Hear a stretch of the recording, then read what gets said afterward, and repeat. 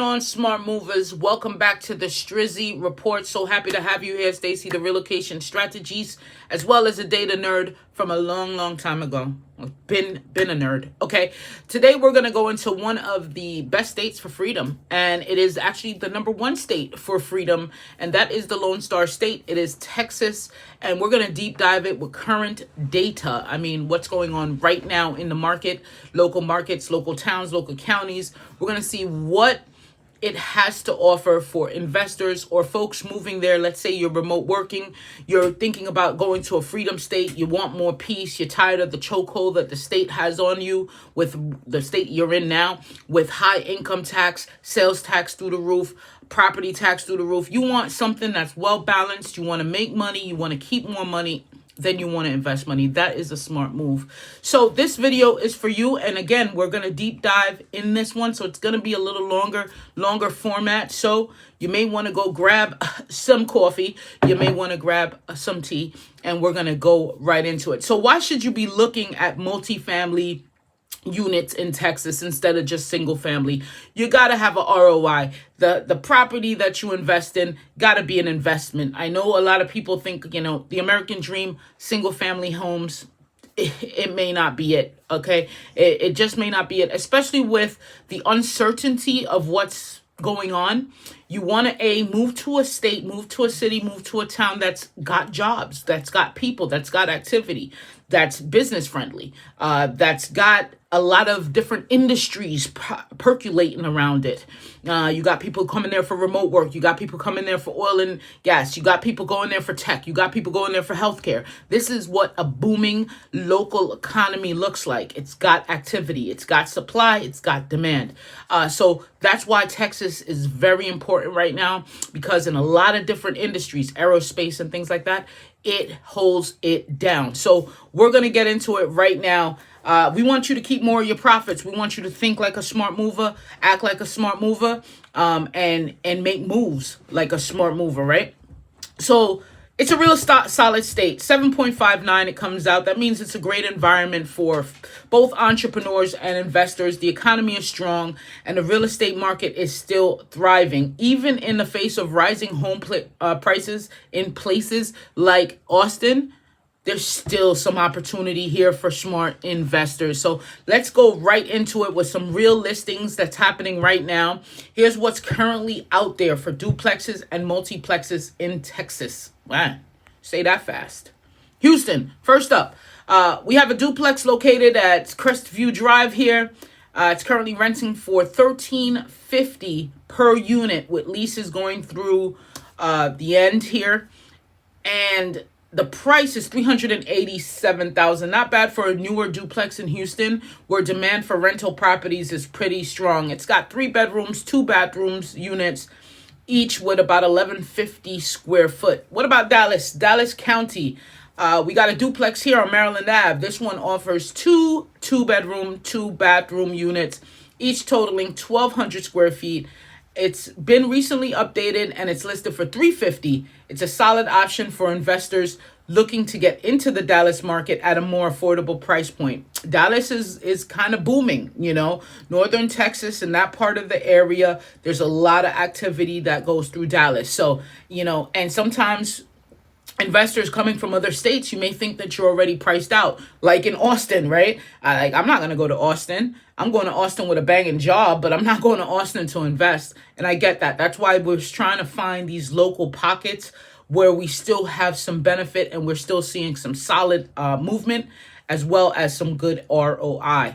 Austin, we just spoke about it. Is there still room to grow in Austin? Is there still a market to well, over in Austin, a city that's been on the rise for years, we have a duplex, Adena Street.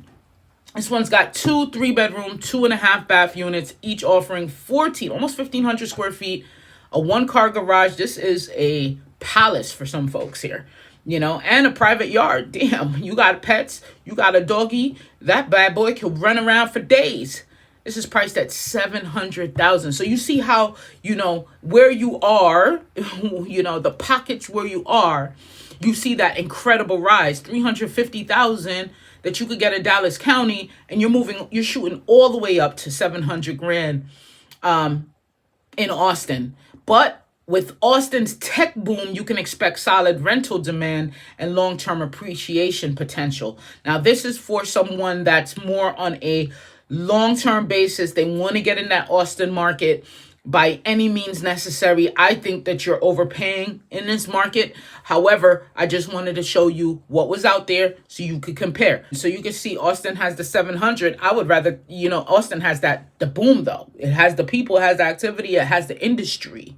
Then you got Fort Worth, which now you're covering a lot of area because you got the Dallas metro, you got the Fort Worth, and if you talk to the locals there, they'll say it's two whole different things. I look at it as one DFW, right? But they're like, no. You're in Fort Worth. You're not in Dallas. They make sure that you know that. But you still get the benefit of having that too, because it's easy to commute. Not with the traffic, but it's commutable from Fort Worth to Dallas. It's interchangeable. So it is a bigger property, and you could see what's going on there. So let's talk about the top performing counties for investment. And just see what kind of things are really standing out here. Harris County includes Houston. It's the largest county in Texas and offers a strong economy. The real GDP here topped $430 billion in 2023. That's huge for a county. Think about that. Let's just put that in perspective, right? That's probably more than some states when you think about it, especially probably like Montana. It's probably got way more GDP than Montana. That's a huge reason why real estate remains strong in a county like Harris. Right? There's constant growth with businesses and renters continuing to flock, and that's what you want to look at. What are the migration trends? Are you going to go go grab some real estate in Flint, Michigan, when people are running up out of there due to the water crisis and no businesses could survive or thrive there? No, you're going to make a smarter move. You want to go where the businesses are thriving. You want to go where jobs and the local economy is booming. And Harris County is one of them. Here's a little spread of what's going on in Harris County right now as it refers to rental income properties. So check that out right there. So Dallas County is another top contender. It's the heart of Dallas, Fort Worth, the Metroplex. And in this region right here, it's growing fast in real estate, retail, and technology. And you don't hear that often with retail.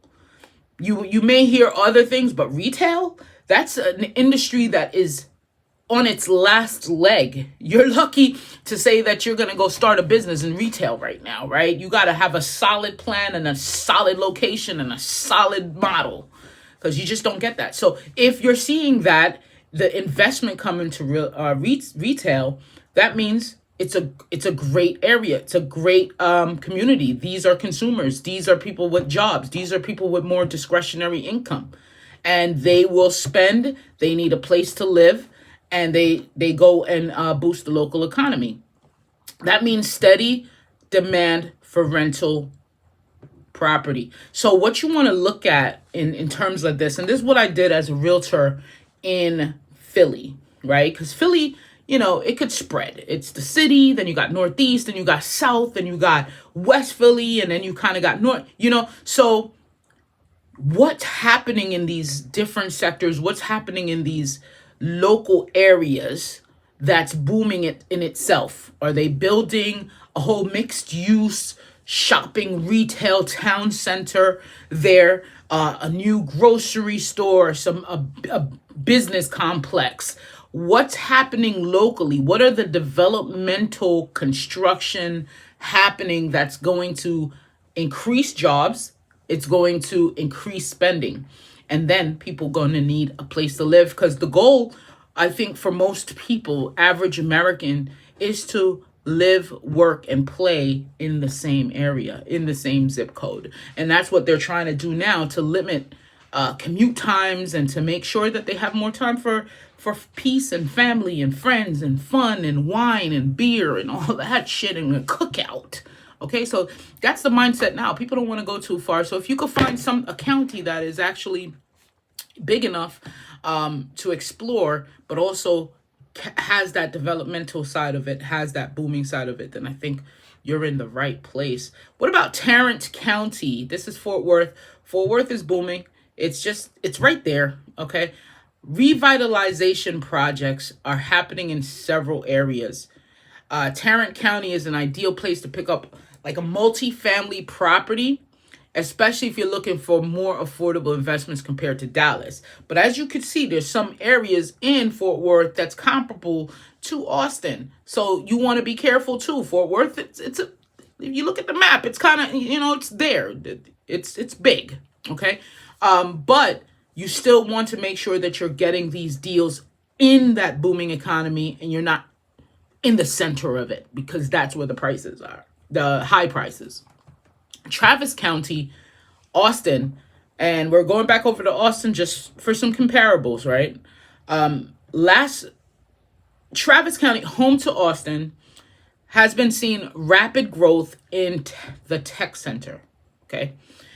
More businesses are moving in, and with that comes a steady stream of young professionals and tech workers looking for rental properties. So if you tap into the high demand, right, it's a great place to start in Travis County. If you're tapping into already what's booming, but again, when you think of it, it comes with a price. If you're kind of early to the boom, that's where you want to be. The early adopters always wins, but they take the most risk. Think about it. Who knew that Austin was going to be what it was 20 years ago, right? They take the most risk. So think about that and find your risk level and know that if you're already going to a place after the thing has been made, you're taking little to no risk. So lower margins for you guys, okay? All right, so before you jump into the Texas real estate market, here are a few things to keep in mind. Always do your research on local market trends and rental demand. You don't want to just buy any property. And this goes for outside of Texas, anywhere. Be strategic about the areas to investing. It may look good. I had one of the brokers I worked with in Philadelphia. Good kid, young kid, got his broker license very early, climbed the real estate license, the real estate ladder, and, did his thing. He got a little team and they decided to invest and buy I think it was 200 units in Pittsburgh. This is before Pittsburgh was Pittsburgh. This is back in 2018. He purchased the, it was like 30% vacant, but it was owner financing. So he thought it was a great deal. I think within 6-7 months, he was trying to they couldn't rent it. The remodeling that would have to take, and you're still on a price ceiling with the area that you're in. So the potential was it looked good because little money down, owner financing, less risk, right, that you're taking. However, the potential to actually turn a profit. No wonder the seller or the investment company was trying to get the shit off of their books. It just was more of a headache to spin this property because locally around it wasn't anything going on. Locally around it, it was suppressed and actually in a depressed neighborhood and an area. So you would have to build that up along with building this huge apartment complex up as well. So he was trying to offload it 6 months in. 6 months in. So it's just not a good idea just because the deal looks too good to be true. It looks great on your risk assessment chart. What else is happening around the area? And I think that's very important for folks to do their research in. However, I can help you with that. Just head over to strizzyreport.com. What about property management? Managing duplexes and multiplexes is some workload. My mother owns a multiplex. I've been trying to get her to get property management forever. They want to do everything by themselves. That's the mentality of a small business owner, an investor mindset, and moving on. But really owning property, you want to pull yourself out of it. I was reading a post, and hopefully I could find it here on Reddit, where a young gentleman just bought a duplex, but does not want his future tenant to know that he is the landlord. I think that's so smart, because that relationship, right? Once these little lines are crossed, the boundaries are crossed, you can never get it back. You can never get it back. Once you set up, we don't know where your money, don't come crying to me, right? And I get it. People go through some things, and it's good to have a human connection and a touch and an understanding. But at the same time, you're running a goddamn business. And at this time, you got to pay your mortgage. You got to pay off your debts just as well as the tenant. And so he was asking Reddit, I think in the RE subreddit, and they're like, yeah, I mean, go for it. How do you separate yourself? So property management, could come in, hiring them a company to deal with the day-to-day, and that stuff costs, but also they'll handle things like maintenance and tenant issues. You don't want to have to deal with that. You don't want to have to, you're working too, probably. You're at your 9 to 5. This is your first startup home, rental property. And then all of a sudden you're getting calls at your job. Hey, the sink, just, something's going on with it. You want to make sure that all those things are separated. So, and then check the regulatory environment.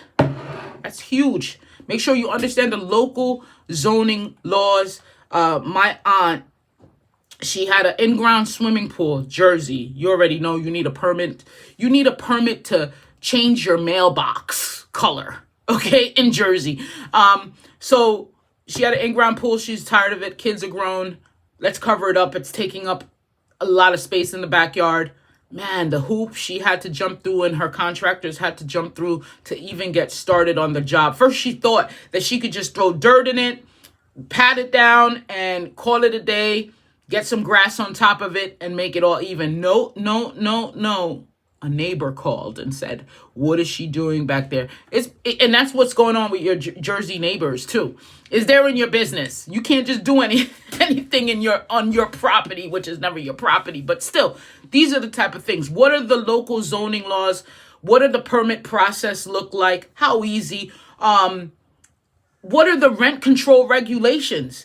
You don't want to have a price ceiling and, where you can't just charge what you feel the value of your property is, and then start dealing with the market trade-off there, right? You want to do that. You want to make sure. And the property tax rules. Texas is landlord friendly. There's a few landlord friendly states, and there's a few tenant friendly states. What do you think California is? Okay. You got to go as an investor. Let's start thinking like an investor. Okay, guys, you want to go to a landlord-friendly state when you're talking about owning rental properties, but Texas is already a landlord-friendly state. So, but there are still regulations you need to keep in mind with all of that. So that's a wrap today for our Texas deep dive. I hope you found this valuable, because I want to continue doing this, but I need to make sure that it is valuable. This is the type of information that I give my smart movers in the newsletter. It's a weekly newsletter. I do want you to sign up. All you have to do is go to strizzyreport.com. We deep dive states. We get a little more personal with it. I could kind of say things I can't say on this here YouTube in my own newsletter and on that end of the thing. However, it is a real data-driven, insightful, and kind of digestible. I don't want to kill you with just a bunch of numbers, and it doesn't make sense. So the Data Nerd is about to sign off. If you find it helpful, hit the like button and subscribe. If this is your first time coming to the Strizzy Report, ring the goddamn bell too, like ding, ding, ding, and don't miss out on content like this. So Smart Movers Club, go check it out. Weekly newsletter. It hits your inbox every Sunday morning. Peace. Are you thinking about leaving your state? Want passive income, lower taxes, or just a better quality of life? I break down the smartest relocation strategies, investment insights, and hidden growth opportunities tailored for people who want more freedom and control. Whether you work remotely, run a business, or plan to retire, you'll get proven frameworks, expert-level guidance, and smart money moves delivered weekly. No spam, no hype, just what smart movers need to do to make bold, informed decisions. Join the Smart Movers Club for free today at strizzyreport.com. Move smarter, live better. Peace.